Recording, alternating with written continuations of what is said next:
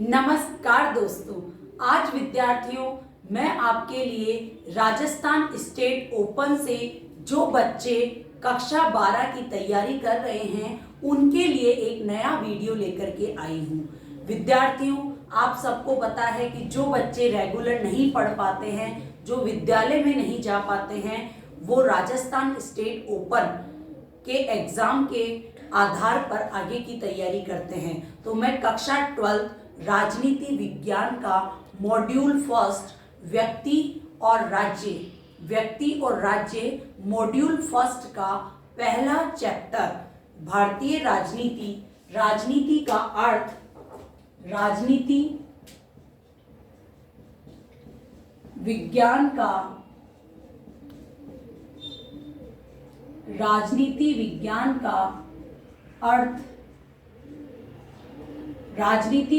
का अर्थ एवं क्षेत्र,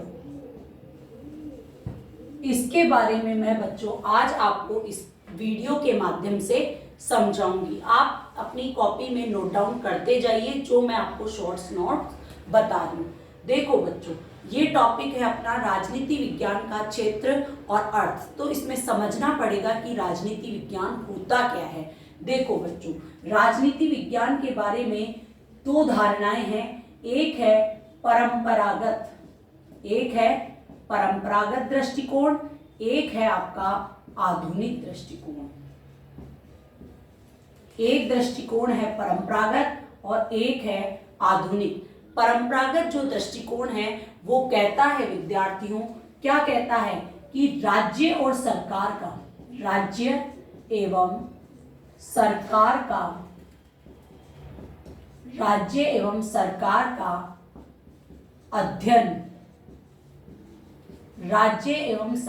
का अध्ययन ही राजनीति विज्ञान है। ये कौन कहता है? ये कहता है आपका परंपरागत दृष्टिकोण। परंपरागत दृष्टिकोण के बाद में आता है आधुनिक दृष्टिकोण। आधुनिक जो दृष्टिकोण है वो क्या कहता है बच्चों कि शक्ति एवं सत्ता का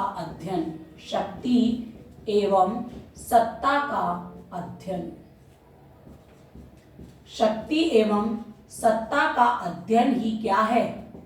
राजनीति विज्ञान है। ये किसने कहा? आधुनिक दृष्टिकोण के जितने भी विचारक हुए उन्होंने कहा। लेकिन जो हमारे परंपरागत दृष्टिकोण वाले अनेक विचारकों के विचारों के आधार पर हम राजनीति विज्ञान के अर्थ को समझ सकते हैं। जैसे कि मैं बोलूं कि सबसे पहले राजनीति जो शब्द आया वो ग्रीक भाषा से आया। किससे आया? ग्रीक भाषा में एक शब्द था पॉलिस। उस पॉलिस शब्द से सबसे पहले राजनीति शब्द का उदय हुआ और इस पॉलिस का अर्थ होता है बच्चों नगर राज्य। इस पॉलिस का अर्थ होता है बच्चों नगर राज्य। ये बात आपको देखनी होगी। तो सबसे पहले मैंने आपको बताया कि राजनीति ग्रीक भाषा के पॉलिस शब्द से बना है जिसका अर्थ होता है नगर राज्य। उसके बाद देखिए गार्नर साहब ने सबसे सुंदर परिभाषा दी इसकी। किसकी परिभाषा दी? राजनीति विज्ञान की परिभाषा दी और कहा, क्या कहा कि राजनीति क्या है? राज्य का प्रारंभ और अंत। राज्य का प्रारंभ और अंत का अध्ययन करना ही राजनीति है। ये कहने वाले थे गार्नर साहब। उसके बाद एक गैटेल साहब की परिभाषा भी सबसे इंपॉर्टेंट मानी जाती है। गैटेल साहब ने क्या कहा? गैटेल साहब ने कहा कि राज्य के भूत, वर्तमान एवं भविष्य का अध्ययन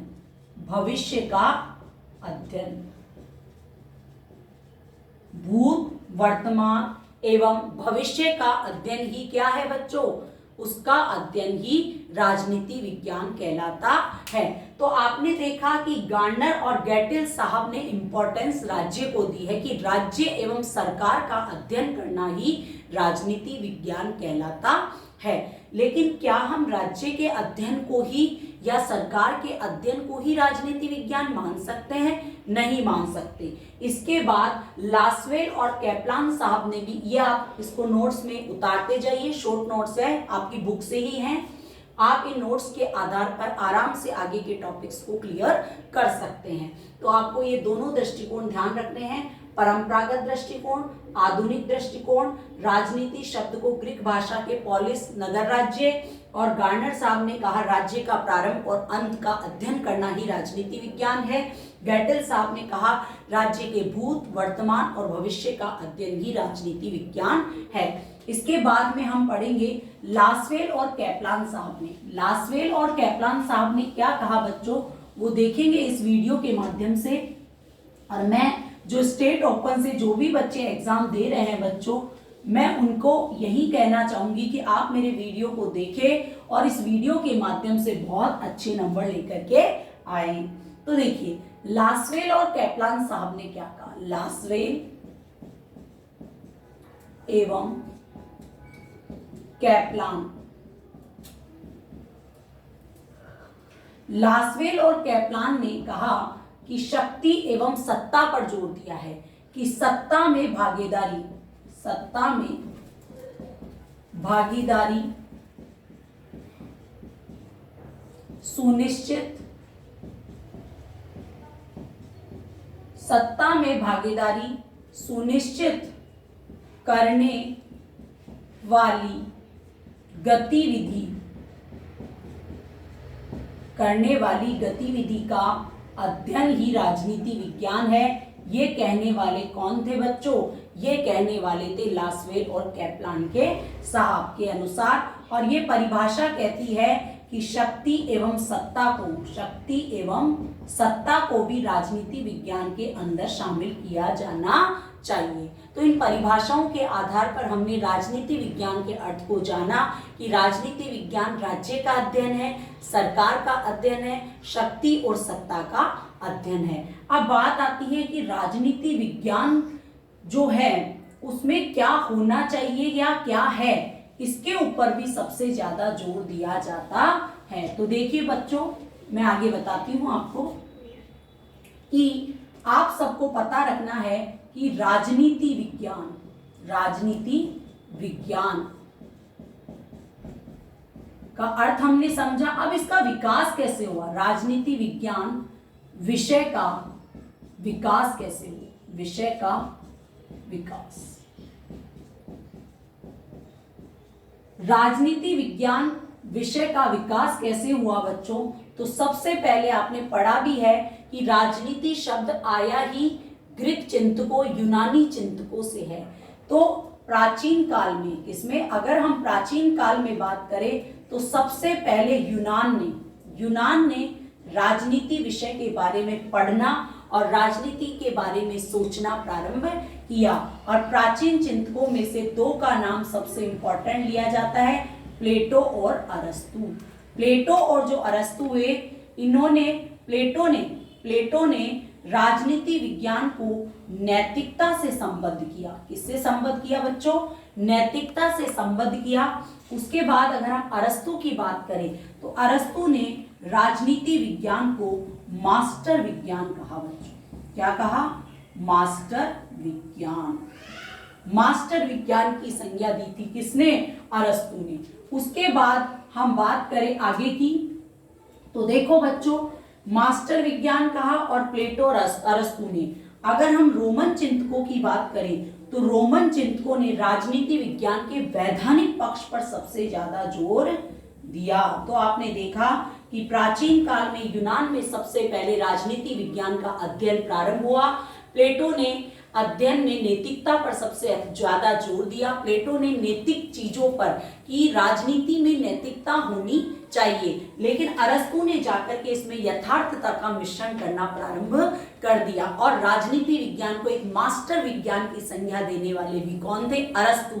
और अरस्तु को ही राजनीति विज्ञान का जनक कहा जाता है। उसके बाद अगर हम बात करें बच्चों किसकी? मध्यकाल। किसकी बात करें? मध्यकाल। मध्यकाल की अगर हम बात करें बच्चों तो मध्यकाल में चर्च का प्रभुत्व था। किसका? चर्च के अधीन थी राज्य। चर्च के अधीन कौन था? राज्य। तो चर्च के अधीन जो राज्य था उसे ही राजनीति विज्ञान के अंदर शामिल किया गया और समस्त जो राजनीति थी वो चर्च के इर्द गिर्द ही घूमती गई। उसके बाद आई बच्चों औद्योगिक क्रांति। कौन सी क्रांति आई? औद्योगिक क्रांति। औद्योगिक क्रांति जो आई बच्चों, इस औद्योगिक क्रांति तक राज्य का कार्य, राज्य केवल कहां तक सीमित था? एक तो आंतरिक शांति बना दो, एक तो आंतरिक शांति स्थापित कर दो और एक बाहरी आक्रमणों से क्या कर दो? बाहरी आक्रमण से सुरक्षा कर दो। ये किसका कार्य माना जाता था? यही कार्य माना जाता था राज्य का। उसके बाद हम बात करें किसकी बच्चों? हम बात करते हैं एक नया उदय होता है, एक नया उदय होता है जिसका नाम है बच्चों व्यवहारवाद। जिसका नाम क्या है? व्यवहारवाद। अब तक आपने देखा कि प्राचीन काल में राजनीति विज्ञान में नैतिकता का समावेश हुआ, मध्य काल में चर्च के अधीन रही, औद्योगिक क्रांति के समय आंतरिक शांति और भारी आक्रमण ही इसका उद्देश्य था। लेकिन एक नई विचारधारा भी हमारे विश्व में जिसका प्रभुत्व हुआ वो था पूंजीवाद। पूंजीवादी विचारधारा जैसे जैसे आई, लोगों की समस्याएं बढ़ी, लोगों के आचार विचार बढ़े, लोगों की समस्याओं का समाधान करने के लिए राज्य की भूमिका भी बढ़ने लगी। तो अनेक चीजों को इसमें समाहित किया गया। लेकिन राजनीति विज्ञान में द्वितीय विश्व युद्ध के बाद, कब? द्वितीय विश्व युद्ध के बाद की अगर हम बात करें तो एक नया प्रणाली प्रारंभ हुई जिसका नाम था व्यवहारवाद। और इस व्यवहारवाद के प्रवर्तक थे बच्चों स्टर्नशाफ। स्टर्नशाफ ने व्यवहारवाद को राजनीति विज्ञान में उतारा और इसमें सबसे ज्यादा जोर दिया गया वैज्ञानिक विधियों का। इसका वैज्ञानिक विधियों के माध्यम से इसको राजनीति विज्ञान को समझना प्रारंभ कर दिया। अब तक राजनीति विज्ञान में सरकार क्या है, सरकार के अंग क्या है, सरकार की कार्य प्रणाली क्या है, सैद्धांतिक पक्षों पर ज्यादा जोर दिया जाता था। लेकिन जैसे ही व्यवहारवाद को अपनाया गया, राजनीति विज्ञान के व्यवहार पक्ष पर ज्यादा जोर दिया जाने लगा। इसके अलावा राजनीति में व्यक्ति की कार्य प्रणाली, व्यक्ति के कार्य एवं प्रकार्यों पर ज्यादा जोर दिया जाने लगा। तो आपने देखा विज्ञान, राजनीति विज्ञान को विज्ञान बनाने की होड़ लग गई कि राजनीति विज्ञान को विज्ञान कैसे बनाया जाए, ये बन गया था। तो आपने देखा राजनीति विज्ञान विषय का विकास जो है वो किस प्रकार हुआ। राजनीति विज्ञान प्राचीन काल में क्या थी? प्राचीन काल में राजनीति विज्ञान में नैतिकता का समावेश हुआ, मध्य काल में चर्च के अधीन राज्य के इर्द गिर्द ही राजनीति घूमती गई, औद्योगिक क्रांति में आंतरिक शांति स्थापित करना और बाहरी आक्रमणों से सुरक्षा करना इसी तक सीमित रही, और व्यवहारवाद जिसका प्रारंभ द्वितीय विश्व युद्ध के बाद हुआ, राजनीति विज्ञान के वैज्ञानिक पक्ष पर सबसे ज्यादा जोर दिया जाने लगा। राजनीति विज्ञान में वैज्ञानिक विधियों का प्रयोग किया जाने लगा। राजनीति विज्ञान में चुनाव प्रणाली, मतदान लड़ने की प्रणाली, मतलब व्यवहारिक राजनीति को सबसे ज्यादा वरीयता दी जाने लगी। इसके अलावा व्यक्ति के कार्यों प्रकार्यों के आधार पर अवलोकन किया गया, परीक्षण विधियों का प्रयोग किया गया और भविष्यवाणियां भी तय की गई, जो कि विज्ञान में होता है बच्चों। तो वैज्ञानिक पक्ष पर सबसे ज्यादा जोर किस में दिया गया? व्यवहारवाद के दौरान दिया गया। सैद्धांतिक पक्षों पर जोर दिया गया व्यवहारवाद के दौरान। इस व्यवहारवाद के बाद में एक और नई प्रणाली राजनीति विज्ञान में आई जिसका नाम था उत्तर व्यवहारवाद। उत्तर व्यवहारवाद में सैद्धांतिक पक्ष के साथ साथ मूल्यों पर भी, मूल्यों की प्रासंगिकता पर जोर दिया जाने लगा। इस प्रकार राजनीति विज्ञान विषय का विकास हुआ। इस विषय विकास के आधार पर आप राजनीति विज्ञान के अर्थ को समझ सकते हैं बच्चों। कल हम इस वीडियो के माध्यम से अगले भाग में क्या पढ़ने वाले हैं? अगले भाग में हम राजनीति विज्ञान के क्षेत्र का अध्ययन करेंगे। राजनीति विज्ञान के क्षेत्र में राज्य की भूमिका क्या है, सरकार की कार्यप्रणाली और जनता में उसकी भागीदारी के आधार पर हम राजनीति विज्ञान के क्षेत्र को समझेंगे नेक्स्ट वीडियो में। तो आज हमने राजनीति विज्ञान के क्षेत्र के बारे में पढ़ा। अब मैं आपको बताती हूँ कि ये जो राजस्थान स्टेट ओपन के जितने भी विद्यार्थी हैं वो मेरे इस वीडियो के माध्यम से पढ़ सकते हैं, समझ सकते हैं। कक्षा 12 राजनीति विज्ञान के विद्यार्थी, अगर आपको लगता है कि मैं आपको समझा पा रही हूँ, आप तक पहुँच पा रही हूँ, आपको नॉलेज को बढ़ा पा रही हूँ, तो आप मेरे चैनल को सब्सक्राइब करें, लाइक करें, शेयर करें। जय हिंद, जय भारत।